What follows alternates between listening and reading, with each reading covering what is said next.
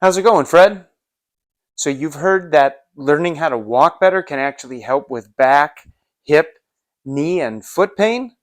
Well, I'm all ears. Show me what you've learned.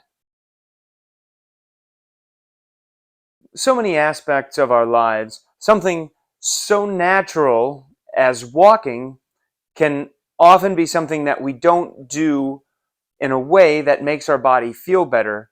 And in fact, if we keep doing it just a tiny bit wrong, all of our lives, eventually our bodies are going to let us know that something's not right. And it can show up in a lot of different ways as toe pain, like I've got an unfortunate bunion from wearing tight running shoes and running and walking the wrong way for the rest of my life, or Achilles tendonitis, which I've also had off and on for a few years, knee pain, hip pain, back pain, shoulder pain. If we take a minute and learn how to move all over again, we might be able to prevent pain, start to feel better, and actually avoid injuries as we get older and live our best lives. One thing I've noticed as a family doctor over many years is that most of us walk around a little bit on the stiff side. I'm exaggerating, but just notice that the hips are staying stable. We tend to plop down and send a shock wave up through our body, and we may or may not have an organized core to absorb the pressure of each of those steps. I would first like to direct people to my video on foot structure. I'll put a link in the comments. And assuming we know that we want to stand kind of a little bit on the outsides of our feet and roll our knees a little bit more to the outside, standing as tall as we can. I've got a gentle squeeze in my belly so I'm not flaring my ribs and I'm not arched over. My ears are over shoulders, over hips, over ankles. And before we even start walking, I'd like people to try to see what it feels like if they can get a gentle bounce in their knees and even a bounce in their ankles. You don't have to jump up very high or even jump up at all, but just notice if you can kind of get a little rhythm here. What if we add a little bit of rhythm with our shoulders, a little shoulder twist? So I'm going to kind of dip down and rise up, dip down and rise up. And then I can even do that a little bit on my toes. I'm using my arms for balance. I'm generating a little bit of momentum with my arms, and that helps to make my hip and foot lift a little easier. So I'm just feeling the rhythm. Ba ba da ba da ba da ba. As we decide to take a step forward, I'd like you to see what it feels like to start in that gentle, bouncy rhythm and then take a step. And can you keep that bouncy rhythm going? So we gently dip and rise and set ourselves down. We're going to absorb all of that energy from getting tall with our whole bodies.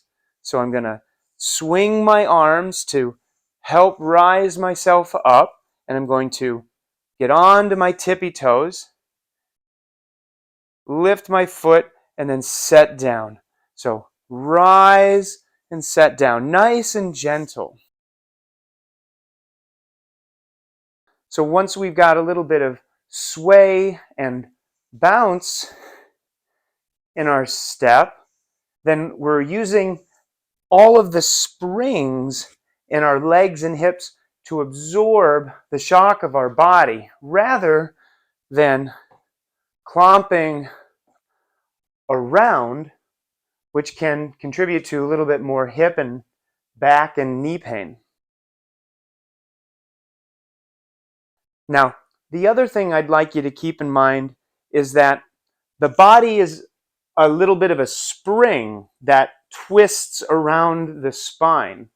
And so if we're too linear, we're not using our shoulders and our hips to propel us forward. And so notice what it feels like if you kind of start in a neutral stance and then take a little half step forward and half step back. And then I'm going to twist my torso towards my front leg so that my opposite hand is forward as my front leg. And that is like twisting a spring. And then as I kind of rise up onto my toes here, I'm going to release that spring and step forward. So now I've loaded up the spring on the other side. And so once again, we rise up onto our toes and we unload that twisting spring and then set ourselves down on our feet. So if you can practice just walking up and down in the hall in your home when nobody's looking, because to be honest, I'm a little bit embarrassed when I have to do this in my own home. We can practice without feeling self-conscious. So we half step forward, load up a twist in the spine, get onto our toes, and we release that twist and step forward and gently set down. And then the last concept that I'd like you to leave with is, can we walk softly? Can we have dancer feet? And so as I'm loading up the twist in my spine and I'm feeling the bounce, can I gently step down, gently step down?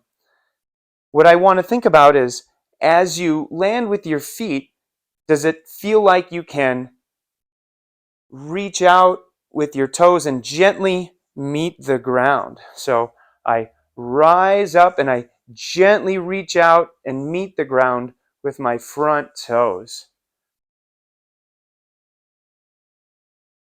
If this is feeling all good and natural, as you're walking down the road, try to keep a beat in your ear.